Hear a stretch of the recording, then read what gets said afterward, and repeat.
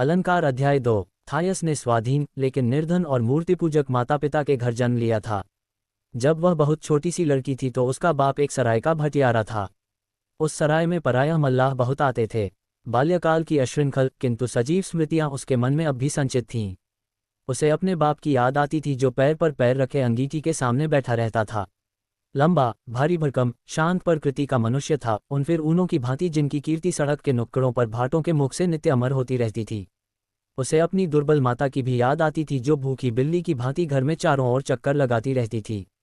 सारा घर उसके तीक्ष्ण कंठ स्वर में गूंजता और उसके उद्दीप्त नेत्रों की ज्योति से चमकता रहता था। पड़ोस वाले कहते थे, ये डायन है, रात को उल्लू बन जाती है और अपने प्रेमियों के पास उड़ जाती है। यह अफीमचियों की गप थी। थॉमस अपनी माँ से भली भांति परिचित थी और जानती थी कि वह जादूटोना नहीं करती। हाँ, उसे लोभ का रोग था और दिन की कमाई को रात भर गिनती रहती थी। असली पिता और लोभिनी माता थायस के लालन पालन की ओर विशेष ध्यान न देते थे। वह किसी जंगली पौधे के समान अपनी बाँ से बढ़ती जाती थी। वह मतवाले मल्लाहों के कमरबंद से एक एक करके पैसे निकालने में निपुण हो गई। वह अपने अश्लील वाक्यों और बाजारी गीतों से उनका मनोरंजन करती थी, यद्यपि वह स्वयं इनका आशय न जानती थी। घर शराब की महक से भरा रहता था। जहां तहां शराब के चमड़े के पीपे रखे रहते थे और वह मल्लाहों की गोद में बैठती फिरती थी। तब मुंह में शराब का लस्का लगाए वह पैसे लेकर घर से निकलती और एक बुरी से गुलगुले लेकर खाती। नित्यप्रति एक ही अभिनय होता रहता था। मल्लाह अपनी जान जोखिम यात्राओं की कथा कहते, तब चौंसा खेलते, देवताओं को गालियां देते और उन्मत्त होकर शराब शराब, सबसे उत्तम शराब की रट लगाते। नित्यप्रति रात को मल्लाहों के हुल्लड़ से बालिका की नींद उचट जाती थी। एक दूसरे को वे घोंघे फेंक कर मारते जिससे मांस कट जाता था और भयंकर कोलाहल मचता था। कभी तलवारें भी निकल पड़ती थीं और रक्तपात हो जाता था। थायस को ये याद करके बहुत दुख होता था कि बाल्यावस्था में यदि किसी को मुझसे स्नेह था तो वह सरल सहृदय अहमद था। अहमद इस घर का हबशी गुलाम था, तवे से भी ज्यादा काला, लेकिन बड़ा सज्जन, बहुत नेक, जैसे रात की मीठी नींद। वह बहुधा थॉमस को घुटनों पर बैठा लेता और पुराने जमाने के तहखानों की अद्भुत कहानियां सुनाता जो धनलोलुप राजे महाराजे बनवाते थे और बनवाकर शिल्पियों और कारीगरों का वध कर डालते थे कि किसी को बता न दें। कभी भी ऐसे चतुर चोरों की कहानियां सुनाता जिन्होंने राजाओं की कन्या से विवाह किया और मीनार बनवाए। बालिका थायस के लिए अहमद बाप भी था, माँ भी था, दाई था और कुत्ता भी था। वह अहमद के पीछे पीछे फिरा करती, जहां वह जाता परछाई की तरह साथ लगी रहती। अहमद भी उस पर जान देता था। बहुत रात को अपने पुआल के गद्दे पर सोने के बदले बैठा हुआ वह उसके लिए कागज के गुब्बारे और नौकाएं बनाया करता। अहमद के साथ उसके स्वामियों ने घोर निर्दयता का बर्ताव किया था। एक कान कटा हुआ था और देह पर कोड़ों के दाग ही दाग थे, किंतु उसके मुख पर नित्य सुखमय शांति खेला करती थी और कोई उससे न पूछता था कि इस आत्मा की शांति और हृदय के संतोष का स्रोत कहाँ था। वह बालक की तरह बोला था। काम करते करते थक जाता तो अपने भद्दे स्वर में धार्मिक भजन गाने लगता जिन्हें सुनकर बालिका कांप उठती और वही बातें स्वप्न में भी देखती। हमसे बात, मेरी बेटी, तू कहाँ गई थी और क्या देखा था? मैंने कफन और सफ़ेद कपड़े देखे। स्वर्गदूत कब्र पर बैठे हुए थे और मैंने प्रभु मसीह की ज्योति देखी। थायस उससे पूछती, दादा, तुम कब्र में बैठे हुए दूतों का भजन क्यों गाते हो? अहमद जवाब देता, मेरी आंखों की नन्ही पुतली, मैं स्वर्गदूतों के भजन इसलिए गाता हूं कि हमारे प्रभु मसीह स्वर्गलोक को उड़ गए हैं। अहमद ईसाई था। उसकी यथोचित रीति से दीक्षा हो चुकी थी और ईसाइयों के समाज में उसका नाम भी थियोडोर प्रसिद्ध था। वह रातों को छिपकर अपने सोने के समय में उनकी संगीतों में शामिल हुआ करता था। उस समय ईसाई धर्म पर विपत्ति की घटाएं छाई हुई थीं। रूस के बादशाह की आज्ञा से ईसाइयों के गिरजे खोद कर फेंक दिए गए थे, पवित्र पुस्तकें जला डाली गई थीं और पूजा की सामग्रियां लूट ली गई थीं। ईसाइयों के सम्मान पद छीन लिए गए थे और चारों ओर उन्हें मौत ही मौत दिखाई देती थी।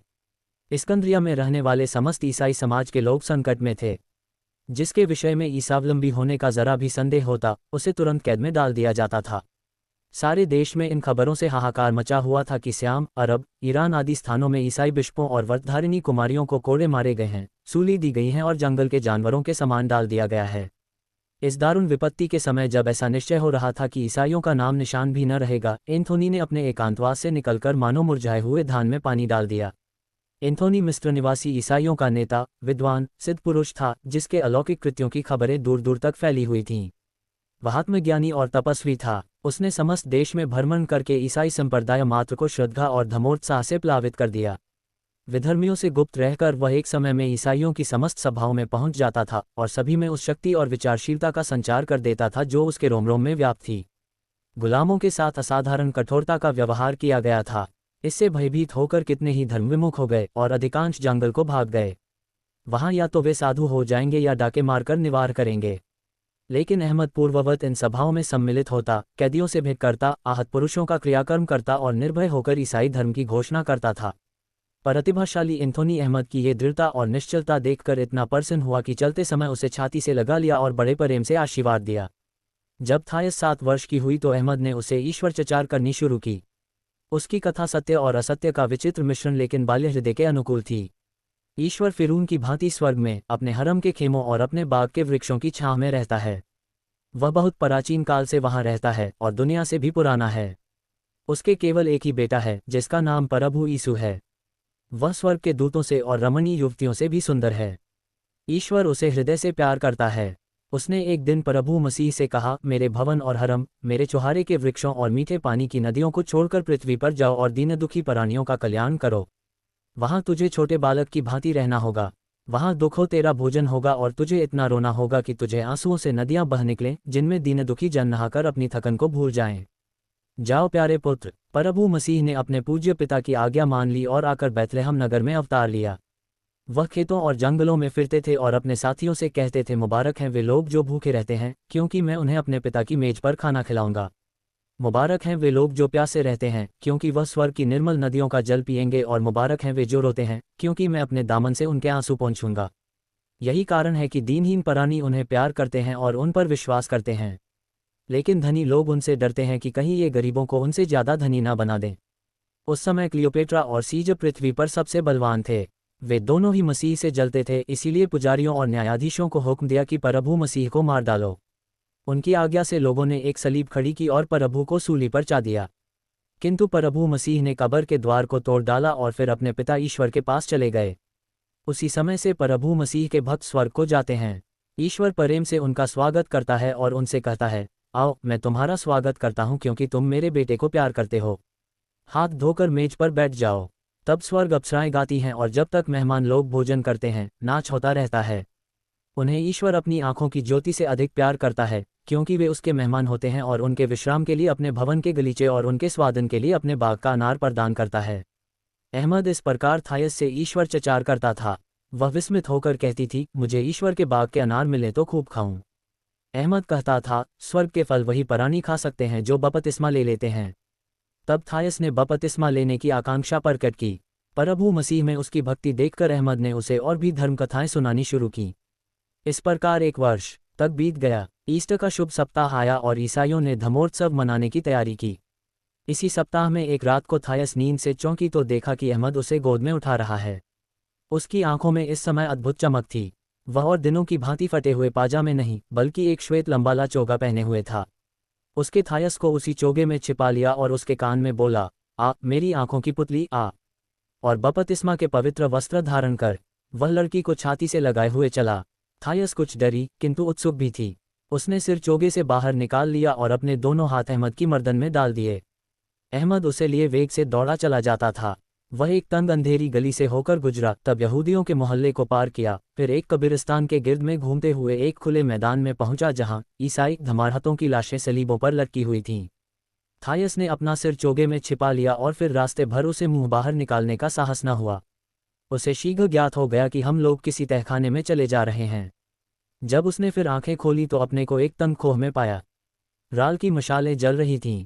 खोह की दीवारों पर ईसाई सिद्ध महात्माओं के चित्र बने हुए थे जो मशालों के अस्थिर प्रकाश में चलते फिरते सजीव मालूम होते थे। उनके हाथों में खजूर की डालें थीं और उनके इर्द गिर्द मेमने, कबूतर, फाख्ते और अंगूर की बेलें चित्रित थीं। इन्हीं चित्रों में थायस ने यीशु को पहचाना, जिसके पैरों के पास फूलों का ढेर लगा हुआ था। खोह के मध्य में एक पत्थर के जलकुंड के पास एक वृद्ध पुरुष लाल रंग काला कुर्ता पहने खड़ा था। यद्यपि उसके वस्त्र बहुमूल्य थे, पर वह अत्यंत दीन और सरल जान पड़ता था। उसका नाम बिशप जीवन था, जिसे बादशाह ने देश से निकाल दिया था। अब वह भेड़ का ऊन काटकर अपना निवार करता था। उसके समीप 2 लड़के खड़े थे। निकट ही एक बुरी हबशिन एक छोटा सा सफ़ेद कपड़ा लिए खड़ी थी। अहमद ने थायस को जमीन पर बैठा दिया और बिशप के सामने घुटनों के बल बैठकर बोला, पूज्य पिता, यही वह छोटी लड़की है जिसे मैं प्राणों से भी अधिक चाहता हूँ। मैं उसे आपकी सेवा में लाया हूँ कि आप अपने वचनानुसार, यदि इच्छा हो तो, उसे बपतिस्मा प्रदान कीजिए। ये सुनकर बिशप ने हाथ फैलाया। उनकी उंगलियों के नाखून उखाड़ लिए गए थे क्योंकि आपत्ति के दिनों में वह राजाज्ञा की परवाह न करके अपने धर्म पर आरू रहे थे। थायस डर गई और अहमद की गोद में छिप गई, किंतु बिशप के इन स्नेहमय शब्दों ने उसे आश्वस्त कर दिया, पिरया पुत्री, डरो मत। अहमद तेरा धर्मपिता है जिसे हम लोग थियोडोरा कहते हैं, और यह वृद्धा स्त्री तेरी माता है जिसने अपने हाथों से तेरे लिए एक सफ़ेद वस्त्र तैयार किया।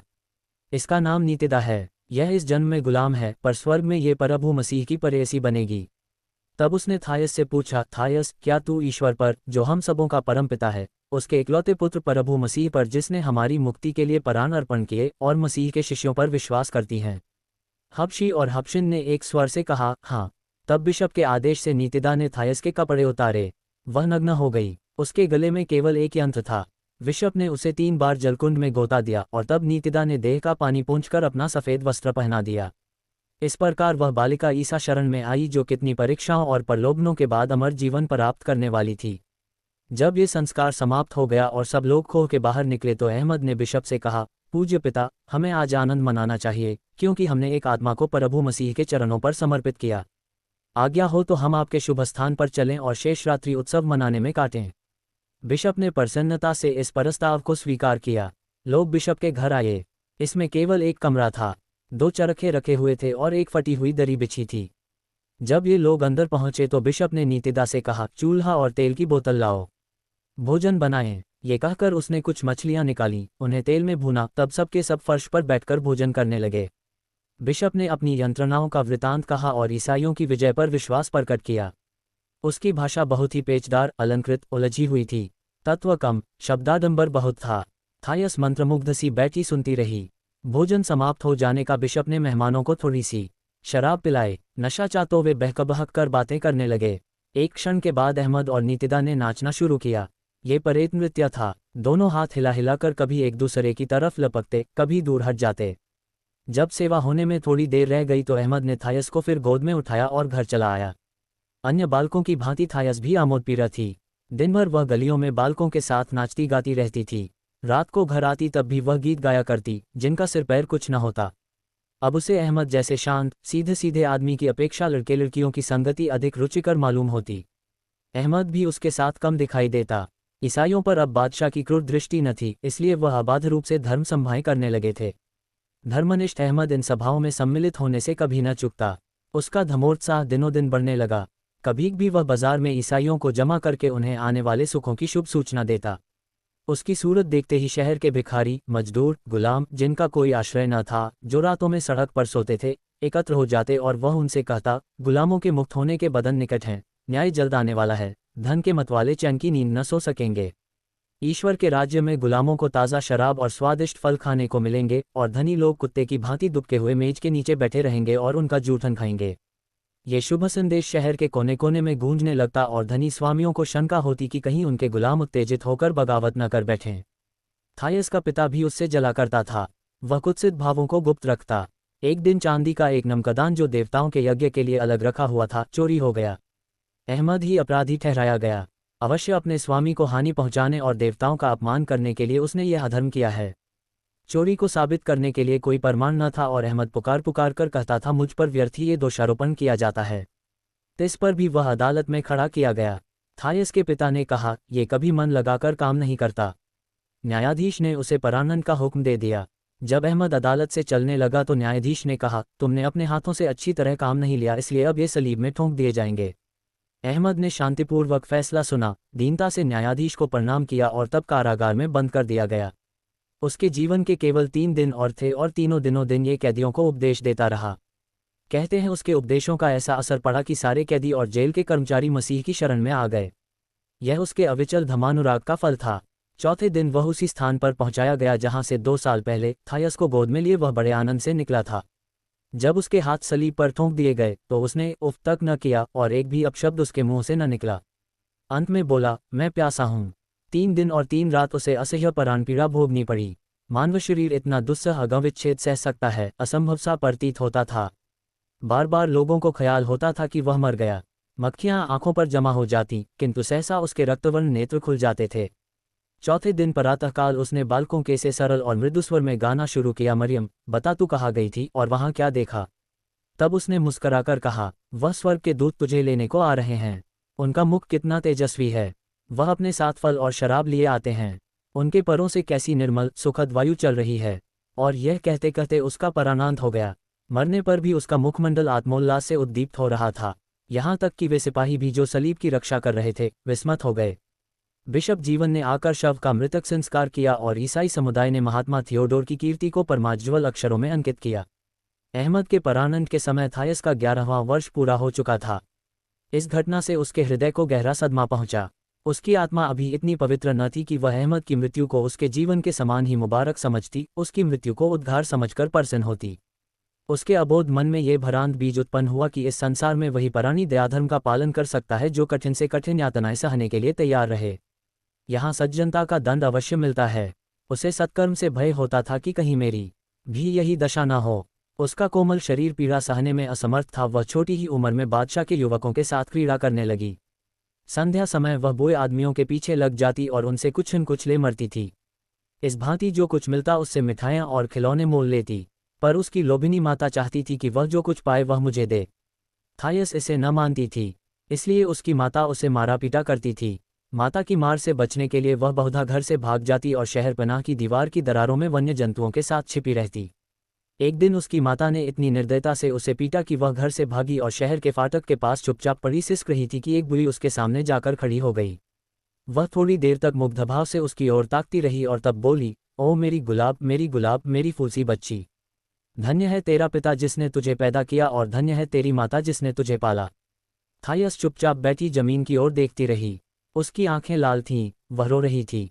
बुई ने फिर कहा, मेरी आंखों की पुतली मुन्नी, क्या तेरी माता तुझ जैसी देवकन्या को पालपोस कर आनंद से फूल नहीं जाती और तेरा पिता तुझे देखकर गौरव से उन्मत्त नहीं हो जाता?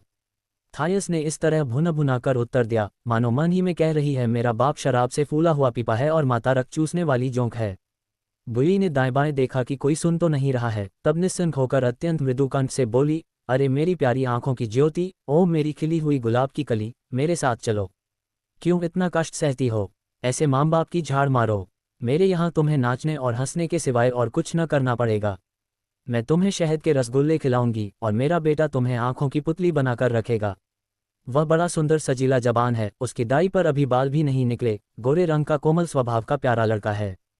थायस ने कहा, मैं शौक से तुम्हें साथ चलूंगी, और उठकर बुई के पीछे शहर के बाहर चली गई। बुई का नाम मीरा था। उसके पास कई लड़के लड़कियों की एक मंडली थी। उन्हें उसने नाचना गाना निकले करना सिखाया था। इस मंडली को लेकर वह नगर नगर घूमती थी और अमीरों के जलसों में उनका नाच गाना करा के अच्छा पुरस्कार लिया करती थी। उसकी चतुर आंखों ने देख लिया कि यह कोई साधारण लड़की नहीं है। उसका उठान कहे देता था कि आगे चलकर वह अत्यंत रूपवती रमणी होगी। उसने उसे कोड़े मारकर संगीत और पिंगल की शिक्षा दी। जब सितार के तालों के साथ उसके पैर न उठते तो वह उसकी कोमल पिंडलियों में चमड़े के तस्मे से मारती। उसका पुत्र जो हिजड़ा था, थायस से द्वेष रखता था, जो उसे स्त्री मात्र से था। पर वह नाचने में, नकल करने में, मनोगत भावों को संकेत, सैन, आकृति द्वारा व्यक्त करने में, प्रेम की घातों के दर्शाने में अत्यंत कुशल था।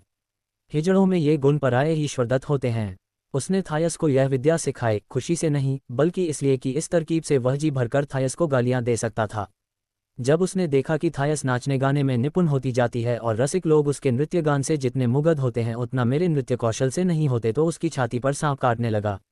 वह उसके गालों को नोच लेता, उसके हाथ पैर में चुटकियां काटता, पर उसकी जलन से थायस को लेश मात्र भी दुख न होता था। निर्दय व्यवहार का उसे अभ्यास हो गया था। अंत्योकस उस समय बहुत आबाद शहर था। मीरा जब इस शहर में आई तो उसने रईसों से थायस की खूब प्रशंसा की। थायस का रूपलावण्य देखकर लोगों ने बड़े चाव से उसे अपनी रागर की मजलिसों में निमंत्रित किया और उसके नृत्य गान पर मोहित हो गए। शनय शनय, यही उसका नित्य का काम हो गया। नृत्य गान समाप्त होने पर वह पराया सेठ साहूकारों के साथ नदी के किनारे घने कुंजों में विहार करती। उस समय तक उसे प्रेम के मूल्य का ज्ञान न था। जो कोई बुलाता उसके पास जाती, मानो कोई जौहरी का लड़का धनराशि को कौड़ियों की भांति लुटा रहा हो। उसका एक एक कटाक्ष हृदय को कितना उद्विग्न कर देता है, उसका एक एक कर स्पर्श कितना रोमांचकारी होता है, यह उसके अज्ञात यौवन को विदित न था। एक रात को उसका मुजरा नगर के सबसे धनी रसिक युवकों के सामने हुआ। जब नृत्य बंद हुआ तो नगर के प्रधान राज्य कर्मचारी का बेटा जवानी की उमंग और कामचेतना से विह्वल होकर उसके पास आया और ऐसे मधुर स्वर में बोला जो प्रेमरस में सनी हुई थी, थायस, यह मेरा परम सौभाग्य होता यदि तेरे अलकों में गुंथी हुई पुष्पमाला या तेरे कोमल शरीर का आभूषण अथवा तेरे चरणों की पादुका में होता। यह मेरी परम लालसा है कि पादुका की भांति तेरे सुंदर चरणों से कुचला जाता, मेरा प्रेमालिंगन तेरे सुकोमल शरीर का आभूषण और तेरी अलकराशि का पुष्प होता। सुंदरी रमणी, मैं परानों को हाथ में लिए तेरी भेंट करने को उत्सुक हो रहा हूँ। मेरे साथ चल और हम दोनों प्रेम में मग्न होकर संसार को भूल जाएं। जब तक वह बोलता रहा, थायस उसकी ओर विस्मित होकर ताकती रही। उसे ज्ञात हुआ कि उसका रूप मनोहर है। अकस्मात उसे अपने माथे पर ठंडा पसीना बहता हुआ जान पड़ा। वह हरी घास की भांति आर्द्र हो गई। उसके सिर में चक्कर आने लगे, आंखों के सामने मेघघटासी उठती हुई जान पड़ी।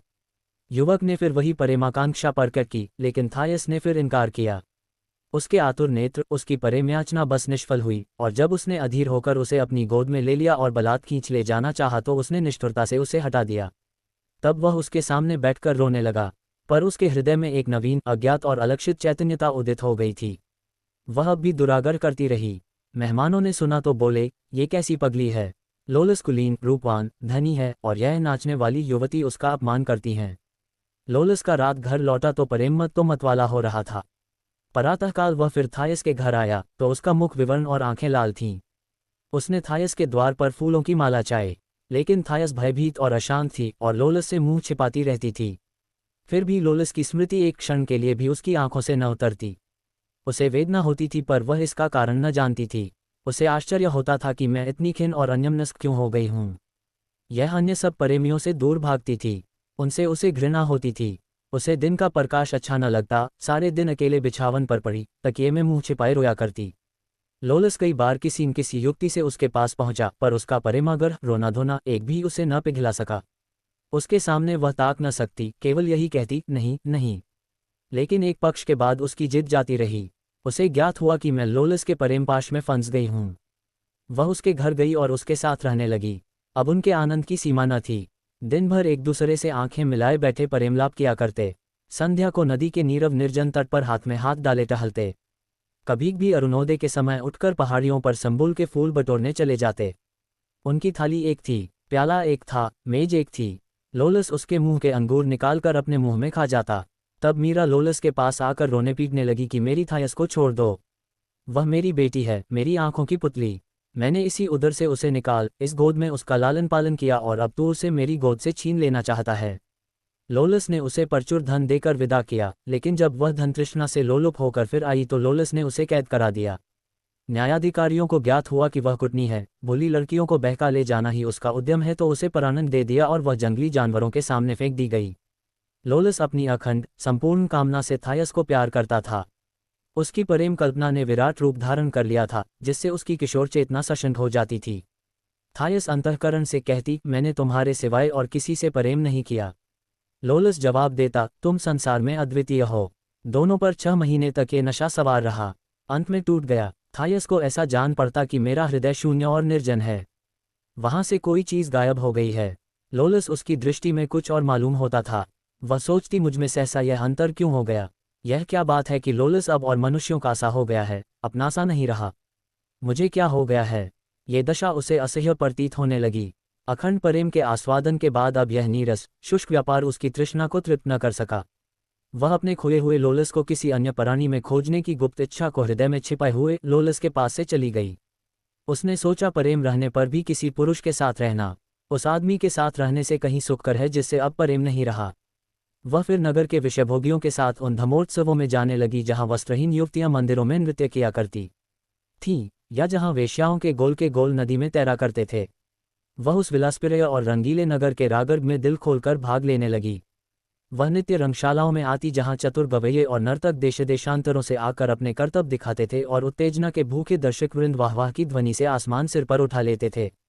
थायस गायकों, अभिनेताओं, विशेषतः उन स्त्रियों के चालाल को बड़े ध्यान से देखा करती थी जो दुखांत नाटकों में मनुष्य से प्रेम करने वाली देवियों या देवताओं से प्रेम करने वाली स्त्रियों का अभिनय करती थीं। शीघ्र ही उसे वह लड़के मालूम हो गए जिनके द्वारा वह पात्राएं दर्शकों का मन हर लेती थीं, और उसने सोचा, क्या मैं जो उन सबों से रूपवती हूँ, ऐसा ही अभिनय करके दर्शकों को प्रसन्न नहीं कर सकती। वह रंगशाला व्यवस्थापक के पास गई और उससे कहा कि मुझे भी इस नाट्य मंडली में सम्मिलित कर लीजिए। उसके सौंदर्य ने उसकी पूर्व शिक्षा के साथ मिलकर उसकी सिफारिश की। व्यवस्थापक ने उसकी प्रार्थना स्वीकार कर ली और वह पहली बार रंगमंच पर आई। पहले दर्शकों ने उसका बहुत आशाजनक स्वागत न किया। एक तो वह इस काम में अभ्यस्त न थी, दूसरे उसकी प्रशंसा के पुल बांधकर जनता को पहले ही से उत्सुक न बनाया गया था। लेकिन कुछ दिनों तक गौण चरित्रों का पाठ खेलने के बाद उसके यौवन ने वह हाथ पांव निकाले कि सारा नगर लोटपोट हो गया। रंगशाला में कहीं तिल रखने भर की जगह न बचती। नगर के बड़े बड़े हाकिम, रईस, अमीर लोकमत के प्रभाव से रंगशाला में आने पर मजबूर हुए। शहर के चौकीदार, पल्लेदार, मेहतर, घाट के मजदूर दिन दिन भर उपवास करते थे कि अपनी जगह सुरक्षित करा लें। कविजन उसकी प्रशंसा में कवित्त कहते, लंबी दायों वाले विज्ञानशास्त्री व्यायामशालाओं में उसकी निंदा और उपेक्षा करते। जब उसका तामझाम सड़क पर से निकलता तो ईसाई पादरी मुंह फेर लेते थे। उसके द्वार की चौखट पुष्पमालाओं से की रहती थी। अपने प्रेमियों से उसे इतना अतुल धन मिलता कि उसे गिनना मुश्किल था। तराजू पर तौल लिया जाता था। कृपण बुओं की संग्रह की हुई समस्त संपत्ति उसके ऊपर कौड़ियों की भांति लुटाई जाती थी। पर उसे गर्व न था, ऐंठ न थी। देवताओं की कृपादृष्टि और जनता की प्रशंसा ध्वनि से उसके हृदय को गौरवयुक्त आनंद होता था। सबकी प्यारी बनकर वह अपने को प्यार करने लगी थी। कई वर्ष तक एंटियोकवासियों के प्रेम और प्रशंसा का सुख उठाने के बाद उसके मन में प्रबल उत्कंठा हुई कि इस्कंद्रिया चलूं और उस नगर में अपना ठाठबाट दिखाऊं, जहां बचपन में मैं नंगी और भूखी, दरिद्र और दुर्बल सड़कों पर मारी मारी फिरती थी और गलियों की खाक छानती थी। इस्कंद्रिया आंखें बिछाए उसकी राह देखता था। उसने बड़े हर्ष से उसका स्वागत किया और उस पर मोती बरसाए। वह क्रीड़ा भूमि में आती तो धूम मच जाती। प्रेमियों और विलासियों के मारे उसे सांस न मिलती, पर वह किसी को मुंह न लगाती। दूसरा, लोलस उसे जब न मिला तो उसने उसकी चिंता ही छोड़ दी। उस स्वर्ग सुख की अब उसे आशा न थी।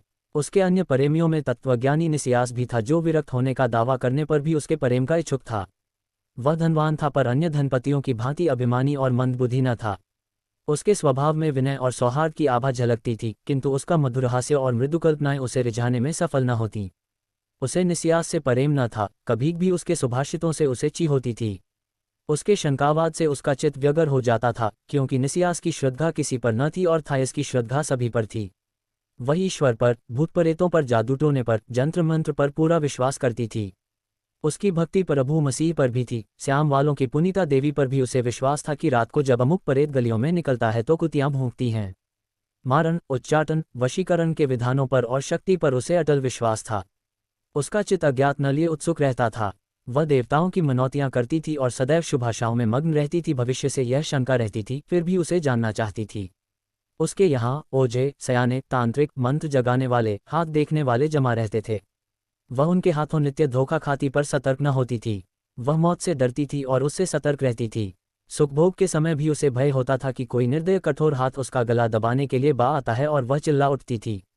निसियास कहता था, पिरे, एक ही बात है, चाहे हम रुगन और जर्जर होकर महारात्रि की गोद में समा जाएं अथवा यहीं बैठे आनंद भोग करते हंसते खेलते संसार से परस्थान कर जाएं। जीवन का उद्देश्य सुखभोग है। आओ जीवन की बाहर लूटें। प्रेम से हमारा जीवन सफल हो जाएगा। इंद्रियों द्वारा प्राप्त ज्ञान ही यथार्थ ज्ञान है। इसके सिवाय सब मिथ्या के लिए अपने जीवन सुख में क्यों बाधा डालें। थायस सरोष होकर उत्तर देती, तुम जैसे मनुष्यों से भगवान बचाए, जिन्हें कोई आशा नहीं, कोई भय नहीं। मैं प्रकाश चाहती हूँ, जिससे मेरा अंतःकरण चमक उठे। जीवन के रहस्य को समझने के लिए उसे दर्शन ग्रंथों को पढ़ना शुरू किया, पर वह उसकी समझ में न आए। ज्यों-ज्यों बाल्यावस्था उससे दूर होती जाती थी, त्यों-त्यों उसकी याद उसे विकल करती थी। उसे रातों को भेष बदलकर उन सड़कों, गलियों, चौराहों पर घूमना बहुत प्रिय मालूम होता जहां उसका बचपन इतने दुख से कटा था। उसे अपने माता पिता के मरने का दुख होता था, इस कारण और भी कि वह उन्हें प्यार न कर सकी थी। जब किसी ईसाई पूजक से उसकी भेंट हो जाती तो उसे अपना बपतिस्मा याद आता और चित्त शांत हो जाता। एक रात को वह एक लंबा लबादा ओए सुंदर केशों को एक काले टोप से छिपाए शहर के बाहर विचर रही थी कि सहसा वह एक गिरजाघर के सामने पहुंच गई। उसे याद आया, मैंने इसे पहले भी देखा है। कुछ लोग अंदर गा रहे थे और दीवार की दरारों से उज्ज्वल प्रकाश रेखाएं बाहर झांक रही थीं।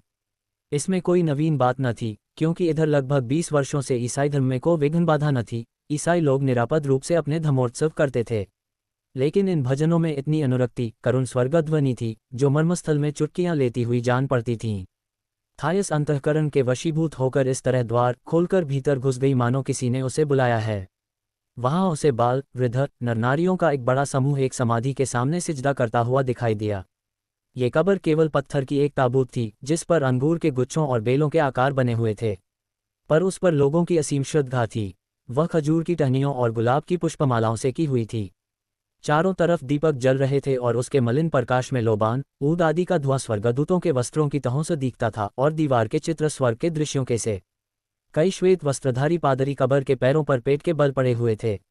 उनके भजन दुख के आनंद को प्रकट करते थे और अपने शोकोल्लास में दुख और सुख, हर्ष और शोक का ऐसा समावेश कर रहे थे कि थायस को उनके सुनने से जीवन के सुख और मृत्यु के भय एक साथ ही किसी जलस्रोत की भांति अपनी सचिंत स्नायुओं में बहते हुए जान पड़े।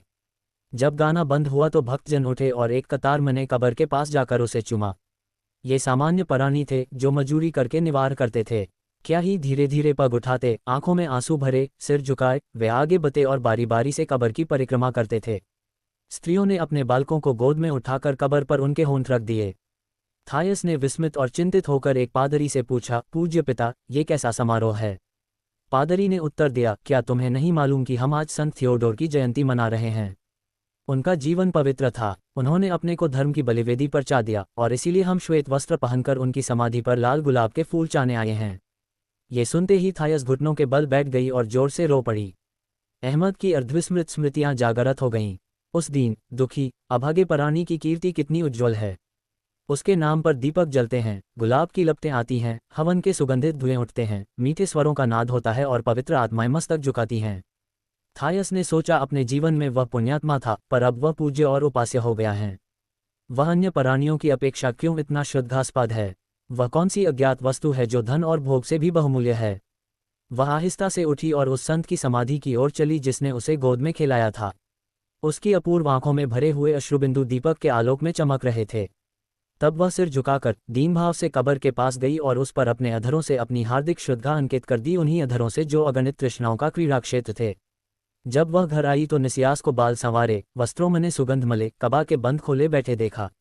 वह उसके इंतजार में समय काटने के लिए एक नीतिगत पी रहा था। उसे देखते ही वह बाहें खोले उसकी बा और मृदुहास्य से बोला, कहाँ गई थी चंचला देवी?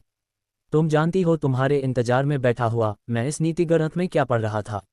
नीति के वाक्य और शुद्धाचरण के उपदेश? कदापि नहीं। ग्रंथ के पन्नों पर अक्षरों की जगह अगणित छोटी छोटी थायसें नृत्य कर रही थीं। उनमें से एक भी मेरी उंगली से बड़ी न थी, पर उनकी छवि अपार थी और सब एक ही थायस का प्रतिबिंब थी। कोई तो रत्नजड़ित वस्त्र पहने करती हुई चलती थी, कोई श्वेत मेघमुख के सदृश स्वच्छ आवरण धारण किए हुए थी, कोई ऐसी भी थी जिनकी नग्नता हृदय में वासना का संचार करती थी। सबके पीछे दो एक ही रंग रूप की थीं, इतनी अनुरूप कि उनमें भेद करना कठिन था। दोनों हाथ में हाथ मिलाए हुए थीं, दोनों ही हंसती थीं। पहली कहती थी मैं प्रेम हूँ, दूसरी कहती थी मैं नृत्य हूँ। ये कहकर निसियास ने थायस को अपने करपाश में खींच लिया। थायस की आंखें झुकी हुई थीं। निसियास को यह ज्ञान न हो सका कि उनमें कितना रोष भरा हुआ है। वह इसी भांति सूक्तियों की वर्षा करता रहा, इस बात से बेखबर कि थायस का ध्यान ही इधर नहीं है। वह कह रहा था, जब मेरी आंखों के सामने ये शब्द आए, अपनी आत्मशुद्धि के मार्ग में कोई बाधा मत आने दो, तो मैंने प्रिय थायस के अधरस्पर्श अग्नि से दाहक और मधु से मधुर हैं। इसी भांति एक पंडित दूसरे पंडितों के विचारों को उलट पलट देता है, और ये तुम्हारा ही दोष है। ये सर्वथा सत्य है कि जब तक हम वही हैं जो हैं, तब तक हम दूसरों के विचारों में अपने ही विचारों की झलक देखते रहेंगे। वह अब भी इधर मुखातिब न हुई। उसकी आत्मा अभी तक हबशी की कब्र के सामने झुकी हुई थी। सहसा उसे आह भरते देखकर उसने उसकी गर्दन का चुंबन कर लिया और बोला, प्रिय, संसार में सुख नहीं है जब तक हम संसार को भूल न जाएं। आओ हम संसार से छल करें, छल करके उससे सुख लें, प्रेम में सब कुछ भूल जाएं। लेकिन उसने उसे पीछे हटा दिया और व्यथित होकर बोली, तुम प्रेम का मर्म नहीं जानते। तुमने कभी किसी से प्रेम नहीं किया। मैं तुम्हें नहीं चाहती, जरा भी नहीं चाहती। यहाँ से चले जाओ, मुझे तुमसे घृणा होती है। अभी चले जाओ, मुझे तुम्हारी सूरत से नफरत है। मुझे उन सब प्राणियों से घृणा है, धनी है, आनंद भोगी हैं। जाओ जाओ, दया और प्रेम उन्हीं में है जो अभागे हैं। जब मैं छोटी थी तो मेरे यहाँ एक हबशी था जिसने सलीब पर जान दी। वह सज्जन था, वह जीवन के रहस्यों को जानता था। तुम उसके चरण धोने योग्य भी नहीं हो। चले जाओ, तुम्हारा स्त्रियों का सा श्रृंगार मुझे एक आंख नहीं भाता। फिर मुझे अपनी सूरत मत दिखाना। ये कहते कहते वह फर्श पर मुंह के बल गिर पड़ी और सारी रात रोकर काटी। उसने संकल्प किया कि मैं संत थियोडोर की भांति और दरिद्र दशा में जीवन व्यतीत करूंगी। दूसरे दिन वह फिर उन्हीं वासनाओं में लिप्त हो गई जिनकी उसे चाट पड़ गई थी। वह जानती थी कि उसकी रूपशोभा अभी पूरे तेज पर है, पर स्थायी नहीं, इसीलिए इसके द्वारा जितना सुख और जितनी ख्याति प्राप्त हो सकती थी उसे प्राप्त करने के लिए वह अधीर हो उठी। थिएटर में वह पहले की अपेक्षा और देर तक बैठकर पुस्तकावलोकन किया करती। वह कवियों, मूर्तिकारों और चित्रकारों की कल्पनाओं को सजीव बना देती थी। विद्वानों और तत्वज्ञानियों को उसकी गति, अगविन्यास और उस प्राकृतिक माधुर्य की झलक नजर आती थी जो समस्त संसार में व्यापक है, और उनके विचार में ऐसी अपूर्व शोभा स्वयं एक पवित्र वस्तु थी। दीन, दरिद्र, मूर्ख लोग उसे एक स्वगीर्य पदार्थ समझते थे।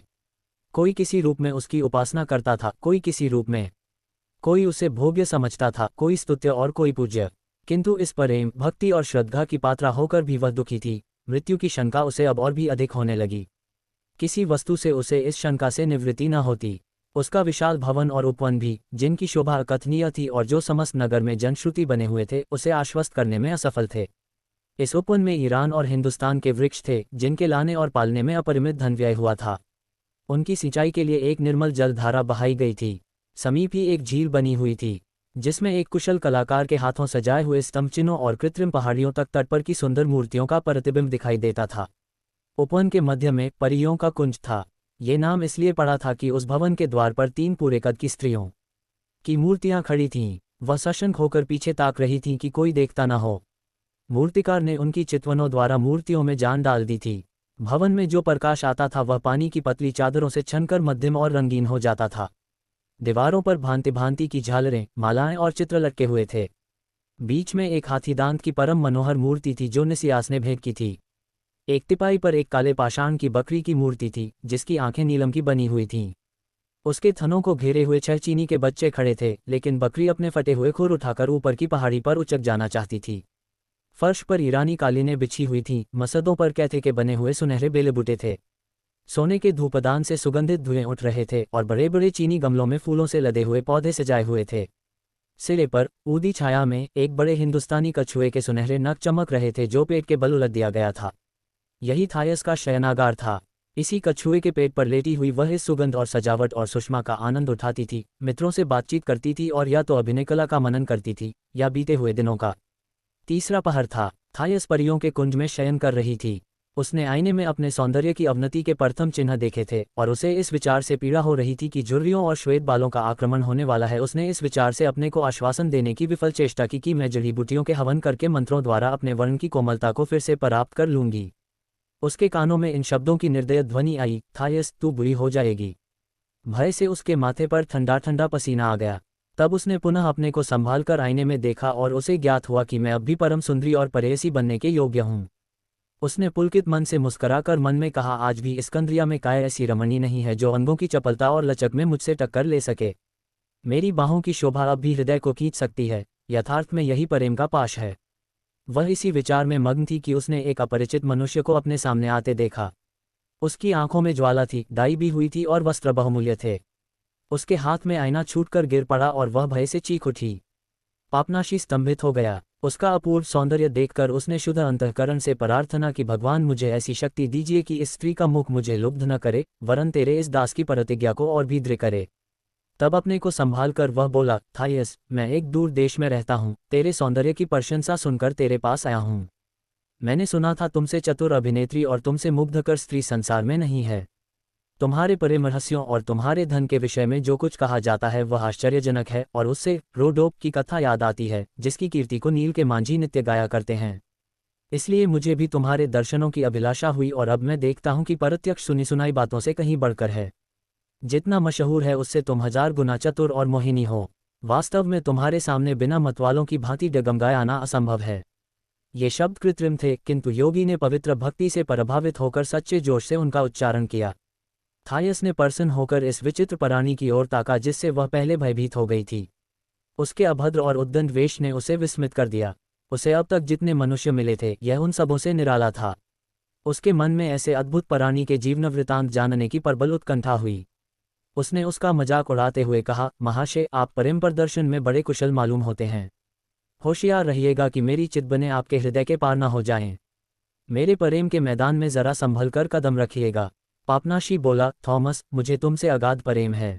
तुम मुझे जीवन और आत्मा से भी प्रिय हो। तुम्हारे लिए मैंने अपना वन्य जीवन छोड़ा है। तुम्हारे लिए मेरे होठों से, जिन्होंने मौनव्रत धारण किया था, अपवित्र शब्द निकले हैं। तुम्हारे लिए मैंने वह देखा जो न देखना चाहिए था, वह सुना है जो मेरे लिए वर्जित था। तुम्हारे लिए मेरी आत्मा तड़प रही है, मेरा हृदय अधीर हो रहा है और जलस्रोत की भांति विचार की धाराएं प्रवाहित हो रही हैं। तुम्हारे लिए मैं अपने नंगे पैर सर्पों और बिच्छुओं पर रखते हुए भी नहीं हिचका हूँ। अब तुम्हें मालूम हो गया होगा कि मुझे तुमसे कितना प्रेम है। लेकिन मेरा प्रेम उन मनुष्यों का सा नहीं है जो वासना की अग्नि से जलते हुए तुम्हारे पास जीवभक्षी व्याघ्रों की और उन्मत्त सांडों की भांति दौड़े आते हैं। उनका वही प्रेम होता है जो सिंह को मृगशावक से। उनकी पाश्विक कामलिप्सा तुम्हारी आत्मा को भी भस्मीभूत कर डालेगी। मेरा प्रेम पवित्र है, अनंत है, स्थायी है। मैं तुमसे ईश्वर के नाम पर, सत्य के नाम पर प्रेम करता हूँ। मेरा हृदय पतितोद्धार और ईश्वरीय दया के भाव से परिपूर्ण है। मैं तुम्हें फलों से की हुई शराब की मस्ती से और एक अल्परात्रि के सुख स्वप्न से कहीं उत्तम पदार्थों का वचन देने आया हूँ। मैं तुम्हें महाप्रसाद और सुधार सपान का निमंत्रण देने आया हूँ। मैं तुम्हें उस आनंद का सुख संवाद सुनाने आया हूँ जो नित्य, अमर, अखंड है। मृत्युलोक के प्राणी यदि उसको देख लें तो आश्चर्य से भर जाएं। थायस ने कुटिल हास्य करके उत्तर दिया, मित्र, यदि वह ऐसा अद्भुत प्रेम है तो तुरंत दिखा दो। एक क्षण भी विलंब न करो। लंबी लंबी वक्तृताओं से मेरे सौंदर्य का अपमान होगा। मैं आनंद का स्वाद उठाने के लिए रो रही हूँ, किंतु जो मेरे दिल की बात पूछो तो मुझे इस कोरी प्रशंसा के सिवा और कुछ हाथ न आएगा। वादे करना आसान है, उन्हें पूरा करना मुश्किल है। सभी मनुष्यों में कोई न कोई गुण विशेष होता है। ऐसा मालूम होता है कि तुम वाणी में निपुण हो। तुम एक अज्ञात प्रेम का वचन देते हो। मुझे यह व्यापार करते इतने दिन हो गए और उसका इतना अनुभव हो गया है कि अब उसमें किसी नवीनता की, किसी रहस्य की आशा नहीं रही। इस विषय का ज्ञान प्रेमियों को दार्शनिकों से अधिक होता है। थायस, दिल्लगी की बात नहीं है, मैं तुम्हारे लिए अछूता प्रेम लाया हूँ। मित्र, तुम बहुत देर में आए। मैं सभी प्रकार के प्रेमों का स्वाद ले चुकी हूँ।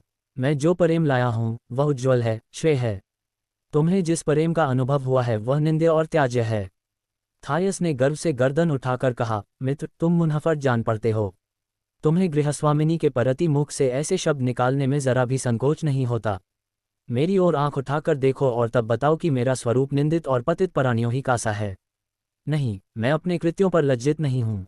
अन्य स्त्रियां भी, जिनका जीवन मेरे ही जैसा है, अपने को नीच और पतित नहीं समझती, यद्यपि उनके पास न इतना धन है और न इतना रूप। सुख मेरे पैरों के नीचे आंखें बिछाए रहता है, इसे सारा जगत जानता है। मैं संसार के मुकुटधारियों को पैर की धूली समझती हूँ। उन सबों ने इन्हीं पैरों पर शीश नवाए हैं। आंखें उठाओ, मेरे पैरों की ओर देखो। लाखों प्राणी उनका चुंबन करने के लिए अपने प्राण भेंट कर देंगे। मेरा डील डौल बहुत बड़ा नहीं है, मेरे लिए पृथ्वी पर बहुत स्थान की जरूरत नहीं।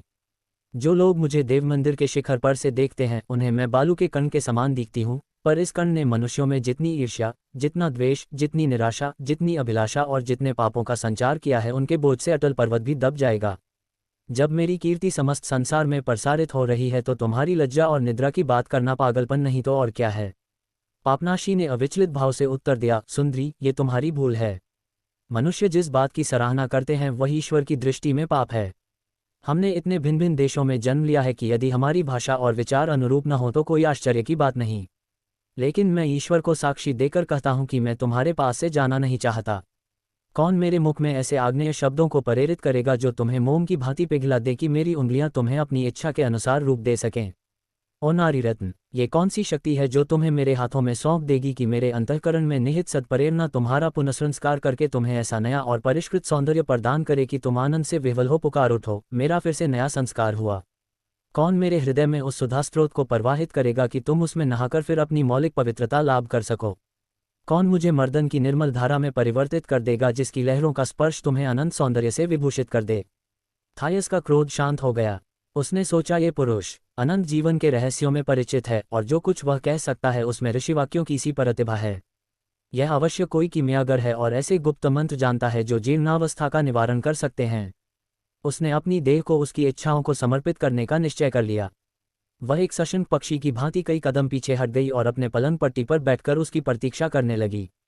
उसकी आंखें झुकी हुई थीं और लंबी पलकों की मलिन छाया कपालों पर पड़ रही थी। ऐसा जान पड़ता था कि कोई बालक नदी के किनारे बैठा हुआ किसी विचार में मग्न है।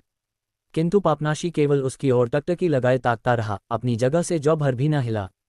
उसके घुटने थरथरा रहे थे और मालूम होता था कि वे उसे संभाल न सकेंगे।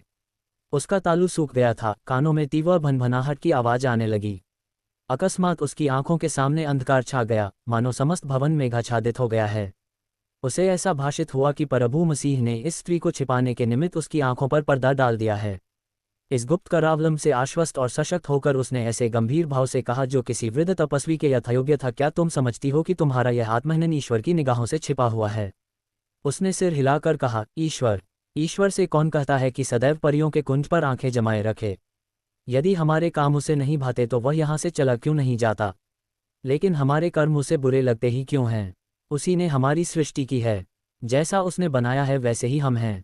जैसी वृत्तियाँ उसने हमें दी हैं उसी के अनुसार हम आचरण करते हैं। फिर उसे हमसे रुष्ट होने का अथवा विस्मित होने का क्या अधिकार है? उसकी तरफ से लोग बहुत सी मनगंत बातें किया करते हैं और उसको ऐसे ऐसे विचारों का श्रेय देते हैं जो उसके मन में कभी न थे। तुमको उसके मन की बातें जानने का दावा है, तुमको उसके चरित्र का यथार्थ ज्ञान है। तुम कौन हो कि उसके वकील बनकर मुझे ऐसी ऐसी आशाएं दिलाते हो? पापनाशी ने मंगनी के बहुमूल्य वस्त्र उतारकर नीचे का मोटा कुर्ता दिखाते हुए कहा, मैं धमाश्रम का योगी हूँ। मेरा नाम पापनाशी है। मैं उसी पवित्र तपोभूमि से आ रहा हूँ। ईश्वर की आज्ञा से मैं एकांत सेवन करता हूँ। मैंने संसार से और संसार के प्राणियों से मुंह मोड़ लिया था। इस पापमय संसार में निर्लिप्त रहना ही मेरा उद्दिष्ट मार्ग है। लेकिन तेरी मूर्ति मेरी शांति कुटीर में आकर मेरे सम्मुख खड़ी हुई और मैंने देखा कि तू पाप और वासना में लिप्त है। मृत्यु तुझे अपना गरास बनाने को खड़ी है। मेरी दया जागृत हो गई और तेरा उद्धार करने के लिए आ उपस्थित हुआ हूँ। मैं तुझे पुकार कर कहता हूँ, थायस उठ, अब समय नहीं है। योगी के ये शब्द सुनकर थायस भय से थरथर कांपने लगी। उसका मुख श्रीहीन हो गया। वह केश छिटकाए, दोनों हाथ जोड़े रोती और विलाप करती हुई उसके पैरों पर गिर पड़ी और बोली, महात्मा जी, ईश्वर के लिए मुझ पर दया कीजिए। आप यहाँ क्यों आए हैं? आपकी क्या इच्छा है? मेरा सर्वनाश न कीजिए। मैं जानता हूँ कि तपोभूमि के ऋषिगण हम जैसी स्त्रियों से घृणा करते हैं, जिनका जन्म ही दूसरों को प्रसन्न रखने के लिए होता है। मुझे भय हो रहा है कि आप मुझसे घृणा करते हैं और मेरा सर्वनाश करने पर उद्यत हैं। कृपया यहाँ से सिधारिए। मैं आपकी शक्ति और सिद्धि के सामने सिर झुकाती हूँ, लेकिन आपका मुझ पर कोप करना उचित नहीं है, क्योंकि मैं अन्य मनुष्यों की भांति आप लोगों की भिक्षावृत्ति और संयम की निंदा नहीं करती। आप भी मेरे भोगविलास को पाप न समझिए। मैं रूपवती हूँ और अभिनय करने में चतुर हूँ। मेरा काबू न अपनी दशा पर है और न अपनी प्रकृति पर। मैं जिस काम के योग्य बनाई गई हूँ वही करती हूँ। मनुष्यों की मुग्ध करने ही के निमित्त मेरी सृष्टि हुई है। आप भी तो अभी कह रहे थे कि मैं तुम्हें प्यार करता हूँ। अपनी सिद्धियों से मेरा अनुपकार न कीजिए।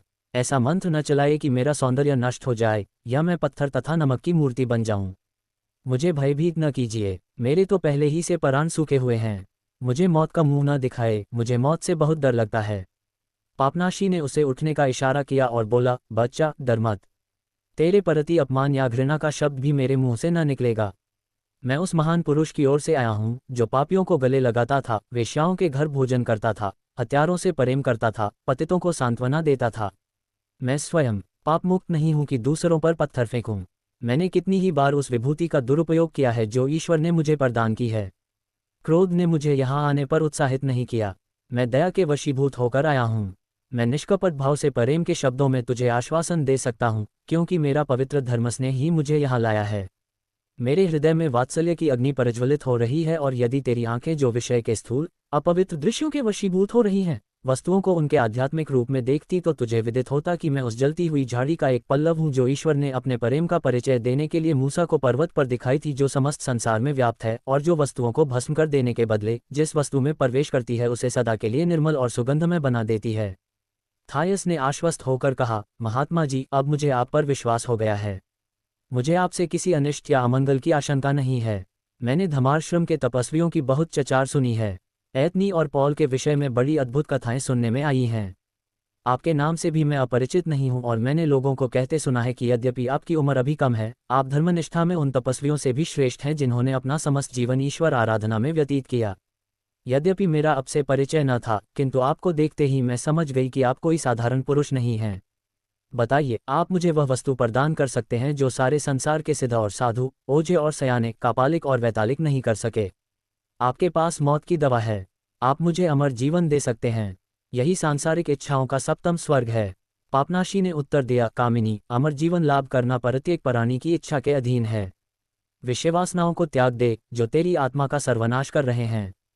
उस शरीर को पिशाचों के पंजे से छुड़ा ले जिसे ईश्वर ने अपने मुंह के पानी से साना और अपने श्वास से जलाया, अन्यथा प्रेत और पिशाच उसे बड़ी क्रूरता से जलाएंगे। नित्य के विलास से तेरे जीवन का स्रोत क्षीण हो गया है। आ और एकांत के पवित्र सागर में उसे फिर प्रवाहित कर दे। आ और मरुभूमि में छिपे हुए सोतों का जल सेवन कर जिनका उफान स्वर्ग तक पहुंचता है। ओ चिंताओं में डूबी हुई आत्मा, आ अपनी इच्छित वस्तु को प्राप्त कर। जो आनंद की भूखी स्त्री, आ और सच्चे आनंद का आस्वादन कर। दरिद्रता का, विराग का त्याग कर ईश्वर के चरणों में आत्मसमर्पण कर। आ ओ स्त्री, जो आज प्रभु मसीह की द्रोहिणी है लेकिन कल उसको प्रेयसी होगी। उसका दर्शन कर, उसे देखते ही तू पुकार उठेगी, मुझे प्रेमधन मिल गया। थॉमस भविष्यचिंतन में खोई हुई थी। बोली, महात्मा, अगर मैं जीवन के सुखों को त्याग दूं और कठिन तपस्या करूं तो क्या ये सत्य है कि मैं फिर जन्म लूंगी और मेरे सौंदर्य को आंच न आएगी? पापनाशी ने कहा, थायस, मैं तेरे लिए अनंत जीवन का संदेश लाया हूं। विश्वास कर, मैं जो कुछ कहता हूं सर्वथा सत्य है। थायस, मुझे उसकी सत्यता पर विश्वास क्यों कराए? पापनाशी, दाऊद और अन्य नबी उसकी साक्षी देंगे, तुझे अलौकिक दृश्य दिखाई देंगे, वह इसका समर्थन करेंगे। थायस, योगी जी, आपकी बातों से मुझे बहुत संतोष हो रहा है, क्योंकि वास्तव में मुझे इस संसार में सुख नहीं मिला। मैं किसी रानी से कम नहीं हूं, किंतु फिर भी मेरी दुराशाओं और चिंताओं का अंत नहीं है। मैं जीने से उकता गई हूं। अन्य स्त्रियां मुझ पर ईर्ष्या करती हैं, पर मैं कभी भी उस दुख की मारी पोपली बुरी पर ईर्ष्या करती हूं जो शहर के फाटक की छांव में बैठी तलाशे बेचा करती है। कितनी ही बार मेरे मन में आया है कि गरीब ही सुखी, सज्जन और सच्चे होते हैं, और दीन हीन निष्प्रभ रहने में चित्त को बड़ी शांति मिलती है। आपने मेरी आत्मा में एक तूफान सा पैदा कर दिया है और जो नीचे दबी पड़ी थी उसे ऊपर कर दिया है। हाँ, मैं किसका विश्वास करूं? मेरे जीवन का क्या अंत होगा? जीवन ही क्या है? पापनाशी ने उसे उठने का इशारा किया और बोला, बच्चा, डर मत। तेरे प्रति अपमान या घृणा का शब्द भी मेरे मुंह से न निकलेगा। मैं उस महान पुरुष की ओर से आया हूं जो पापियों को गले लगाता था, वेश्याओं के घर भोजन करता था, हत्यारों से प्रेम करता था, पतितों को सांत्वना देता था। मैं स्वयं पापमुक्त नहीं हूं कि दूसरों पर पत्थर फेंकूं। मैंने कितनी ही बार उस विभूति का दुरुपयोग किया है जो ईश्वर ने मुझे प्रदान की है। क्रोध ने मुझे यहाँ आने पर उत्साहित नहीं किया। मैं दया के वशीभूत होकर आया हूँ। मैं निष्कपट भाव से प्रेम के शब्दों में तुझे आश्वासन दे सकता हूँ, क्योंकि मेरा पवित्र धर्मस ने ही मुझे यहाँ लाया है।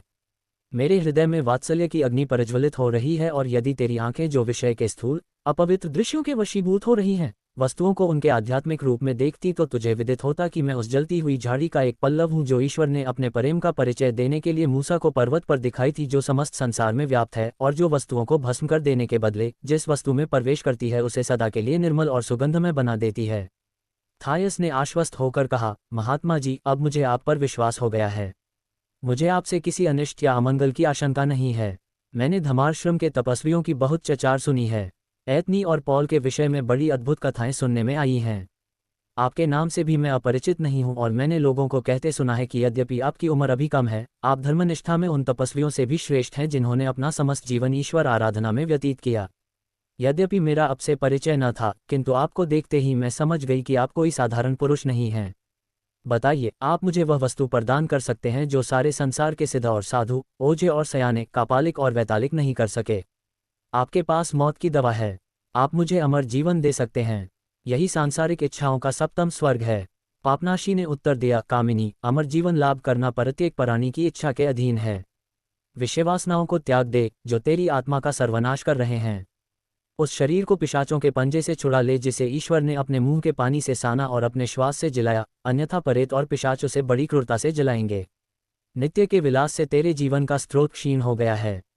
और एकांत के पवित्र सागर में उसे फिर प्रवाहित कर दे। और मरुभूमि में छिपे हुए सोतों का जल सेवन कर जिनका उफान स्वर्ग तक पहुंचता है। ओ चिंताओं में डूबी हुई आत्मा, अपनी इच्छित वस्तु को प्राप्त कर। जो आनंद की भूखी स्त्री, और सच्चे आनंद का आस्वादन कर। दरिद्रता का, विराग का त्याग कर ईश्वर के चरणों में आत्मसमर्पण कर। ओ स्त्री, जो आज प्रभु मसीह की द्रोहिणी है लेकिन कल उसको प्रेयसी होगी। उसका दर्शन कर, उसे देखते ही तू पुकार उठेगी, मुझे प्रेमधन मिल गया। थॉमस भविष्यचिंतन में खोई हुई थी। बोली, महात्मा, अगर मैं जीवन के सुखों को त्याग दूं और कठिन तपस्या करूं तो क्या ये सत्य है कि मैं फिर जन्म लूंगी और मेरे सौंदर्य को आंच न आएगी?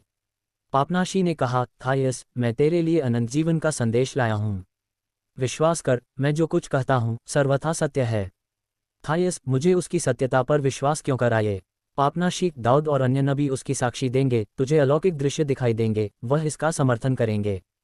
थायस, योगी जी, आपकी बातों से मुझे बहुत संतोष हो रहा है, क्योंकि वास्तव में मुझे इस संसार में सुख नहीं मिला। मैं किसी रानी से कम नहीं हूं, किंतु फिर भी मेरी दुराशाओं और चिंताओं का अंत नहीं है। मैं जीने से उकता गई हूं। अन्य स्त्रियां मुझ पर ईर्ष्या करती हैं, पर मैं कभी भी उस दुख की मारी पोपली बुरी पर ईर्ष्या करती हूं जो शहर के फाटक की छांव में बैठी तलाशे बेचा करती है। कितनी ही बार मेरे मन में आया है कि गरीब ही सुखी, सज्जन और सच्चे होते हैं, और दीन हीन निष्प्रभ रहने में चित्त को बड़ी शांति मिलती है। आपने मेरी आत्मा में एक तूफान सा पैदा कर दिया है और जो नीचे दबी पड़ी थी उसे ऊपर कर दिया है। हाँ, मैं किसका विश्वास करूं? मेरे जीवन का क्या अंत होगा? जीवन ही क्या है?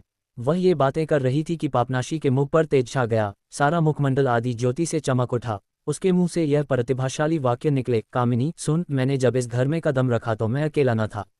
मेरे साथ कोई और भी था और वह अब भी मेरे बगल में खड़ा है। तू अभी उसे नहीं देख सकती क्योंकि तेरी आंखों में इतनी शक्ति नहीं है, लेकिन शीघ्र ही स्वगीर्य प्रतिभा से तू उसे आलोकित देखेगी और तेरे मुंह से आप ही आप निकल पड़ेगा, यही मेरा आराध्य देव है। तूने अभी उसकी अलौकिक शक्ति देखी। अगर उसने मेरी आंखों के सामने अपने दयालु हाथ न फैला दिए होते तो अब तक मैं तेरे साथ पापाचरण कर चुका होता, क्योंकि स्वतः मैं अत्यंत दुर्बल और पापी हूँ। लेकिन उसने हम दोनों की रक्षा की। वह जितना ही शक्तिशाली है उतना ही दयालु है और उसका नाम है मुक्तिदाता। दाऊद और अन्य नबियों ने उसके आने की खबर दी थी। चरवाहों और ज्योतिषियों ने हिंडोले में उसके सामने शीश झुकाया था। फरीसियों ने उसे सलीब पर चाया, फिर वह उठकर स्वर्ग को चला गया। तुझे मृत्यु से इतना सशक्त देखकर वह स्वयं तेरे घर आया है कि तुझे मृत्यु से बचा ले। प्रभु मसीह, क्या इस समय तुम यहाँ उपस्थित नहीं हो, उसी रूप में जो तुमने गलीली के निवासियों को दिखाया था? कितना विचित्र समय था। बैतुलहम के बालक तारागण को हाथ में लेकर खेलते थे, जो उस समय धरती के निकट ही स्थित थे। प्रभु मसीह, क्या ये सत्य नहीं है कि तुम इस समय यहाँ उपस्थित हो और मैं तुम्हारी पवित्र देह को प्रत्यक्ष देख रहा हूँ?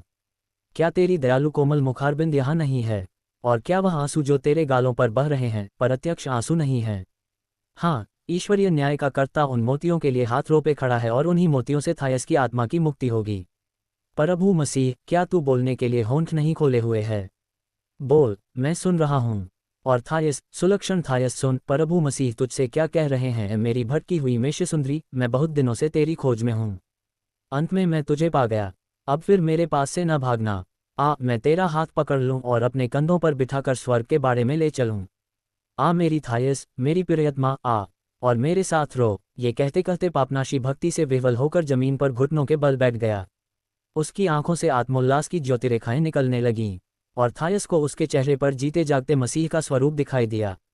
वह करुण क्रंदन करती हुई बोली, ओ मेरी बीती हुई बाल्यावस्था, ओ मेरे दयालु पिता अहमद, ओ संत थियोडोर, मैं क्यों न तेरी गोद में उसी समय मर गई जब तू अरुणोदय के समय मुझे अपनी चादर में लपेटे लिए आता था और मेरे शरीर से बपतिस्मा के पवित्र जल की बूंदें टपक रही थीं।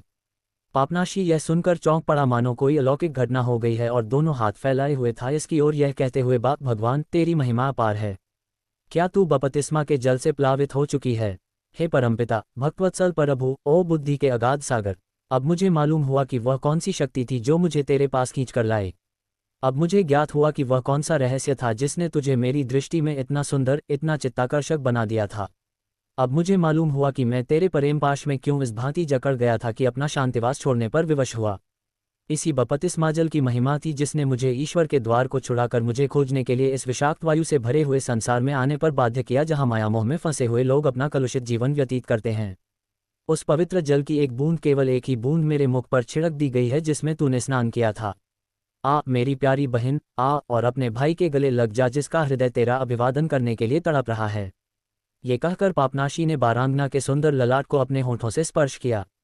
इसके बाद वह चुप हो गया कि ईश्वर स्वयं मधुर, सांत्वनाप्रद शब्दों में थायस को अपनी दयालुता का विश्वास दिलाए।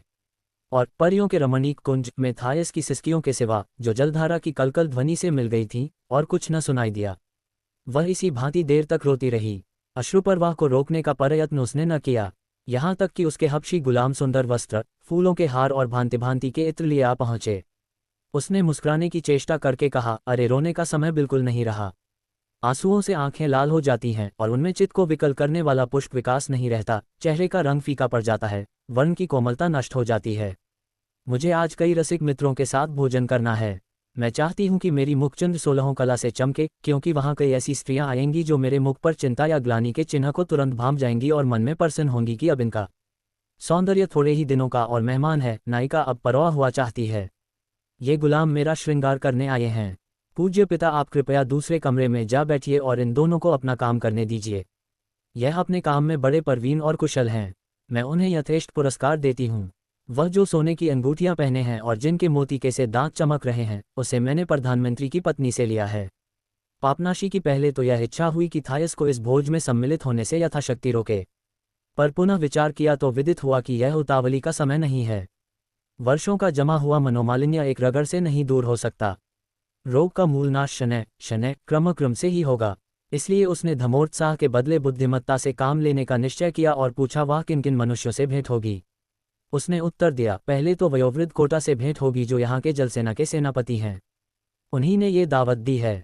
निसियास और अन्य दार्शनिक भी आएंगे जिन्हें किसी विषय की मीमांसा करने ही में सबसे अधिक आनंद प्राप्त होता है। इनके अतिरिक्त कविसमाजभूषण कलिक्रांत और देवमंदिर के अध्यक्ष भी आएंगे। कई युवक होंगे जिनको घोड़े निकालने ही में परम आनंद आता है और कई स्त्रियां मिलेंगी जिनके विषय में इसके सिवाय और कुछ नहीं कहा जा सकता कि वे युवतियां हैं। पापनाशी ने ऐसी उत्सुकता से जाने की सम्मति दी मानो उसे आकाशवाणी हुई है। बोला, तो अवश्य जाओ थायस, अवश्य जाओ। मैं तुम्हें सहर्ष आज्ञा देता हूँ, लेकिन मैं तेरा साथ न छोड़ूंगा। मैं भी इस दावत में तुम्हारे साथ चलूंगा। इतना जानता हूँ कि कहाँ बोलना और कहाँ चुप रहना चाहिए। मेरे साथ रहने से तुम्हें कोई असुविधा अथवा झेप न होगी। दोनों गुलाम अभी उसको आभूषण पहना ही रहे थे कि थायस खिलखिलाकर हंस पड़ी और बोली, वह धर्माश्रम के एक तपस्वी को मेरे प्रेमियों में देखकर कहेंगे,